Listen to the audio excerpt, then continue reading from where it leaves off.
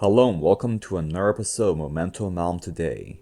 Due to circumstances beyond my control, I am unable to use my new microphone for this episode.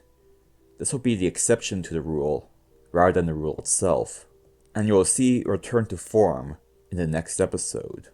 For this episode, I'll be covering a portion of the news stories surrounding Canadian agriculture from the year 2024 that have not been covered in other video platforms.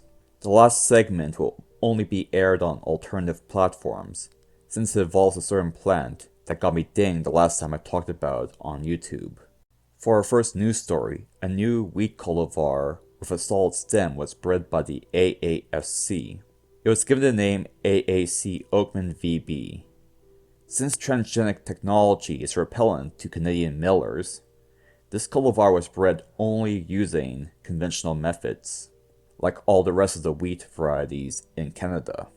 Despite this new cultivar is resistant to midges and stem sawfly, which is quite rare since insect resistance is a rare trait, hence the common practice of using transgenic technology to incorporate outside genes into a line.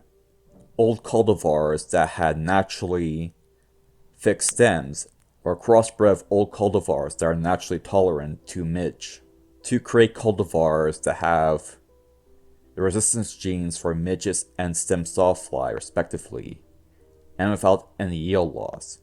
Kudos to the breeders for making this happen. For our next story, in Western Canada, the Canadian species of tumbleweed known as kochia has developed resistance to 5 classes of herbicide, including 2,4-D and glyphosate. To deal with this problem, a new herbicide mix was created called Husky Pre. This is a mix of the Group 27 and Group 6 classes of herbicide, and it can kill kochia, at least for now. It is expected to be sold during spring 2025.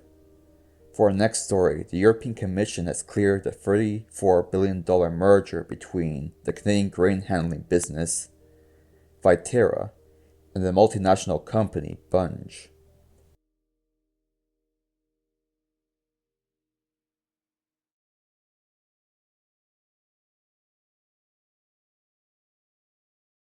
If you want to donate to my channel, the links are below. If you want to buy my book, you can also find that link in the description box below.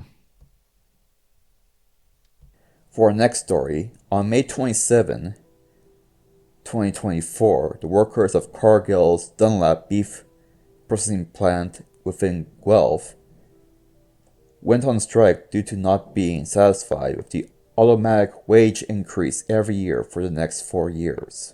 I'm still unable to find the actual demands of the union, so I cannot determine if what is being requested is reasonable or not. What is known is that this has also triggered another strike in the Calgary Cargill beef plant, and both strikes are still ongoing, as of the recording of this video.